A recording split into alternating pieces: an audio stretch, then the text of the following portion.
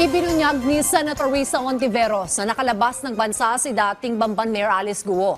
Sa kabila ito ng pagtitiyak ng kanyang mga abogado na ito ay nasa bansa pa. Paano nga ba nakaalis ng bansa si Alice Guo?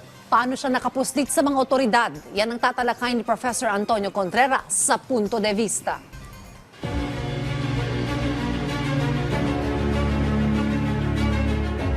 Maraming salamat, Dayan. At good morning sa inyo dyan lahat sa studio.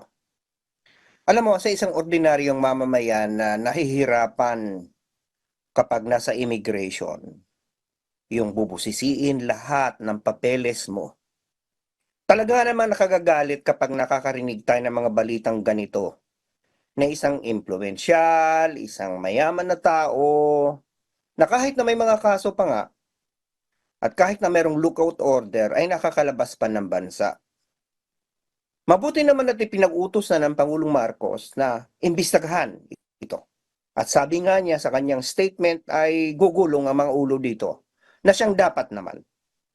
Sapagkat hindi ito makakalabas, itong si Alice Guo hindi ito makakalabas ng bansa nang walang influential na taong tumulong sa kanya, na walang isang opisyal na nagpabaya.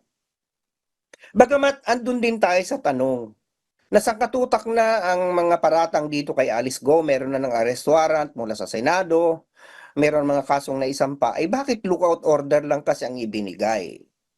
Bakit hindi hold departure order? Ba't hindi pumunta sa korte para pigilan siyang umalis?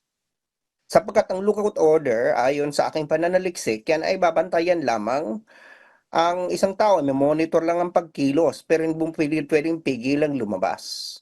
Ganun pa man, lumalabas na hindi na-detect ng Bureau of Immigration si Guo sapagkat maaring hindi nga talaga siya dumaan sa ordinaryong proseso. Maaring isang private airstrip ang ginamit niya, isang private na eroplano.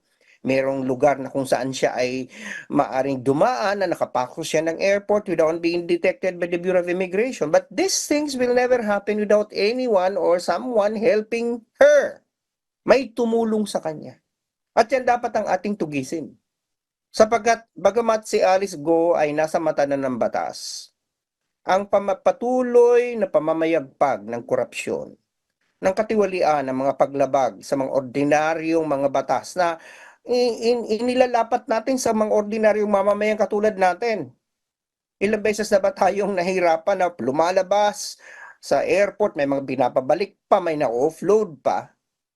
Hindi yan mapipigilan kapag patuloy na meron mga taong makikipagsapakatan, magpapabayad, o kaya ay pipikit na lang ang kanilang mga mata. Nakagagalit ito.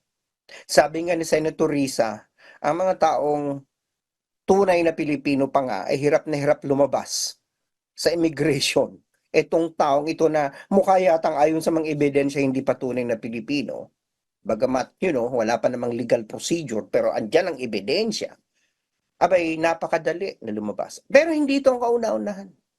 Marami nang nangyari katulad ni Alice Guo. Hindi ito ang first time na merong isang tao na may kaso na nakatakas, nagtago, umalis. Kasalukuyan ngayon, pinaghahanap pa rin natin si Pastor Apollo Kibuloy, hindi ba? So maraming ganito. At ang ordinaryong mamayan lagi magtatanong, paano naman tayo mga ordinaryong mamamayan? Kapag ang ganito mga taong may mga pera, may mga impluensya, ay nalulusutan ng batas. Imbestigahan po ito. At tama ang tinura ng ating Pangulo. Dapat may mga ulong pagulungin dito. Sapagkat yun ang siyang nararapat. Yan lang ang aking punto de vista sa araw na to. Maraming salamat at balik sa inyo dyan sa studio, Dayan. Maraming salamat, Professor Antonio Contreras.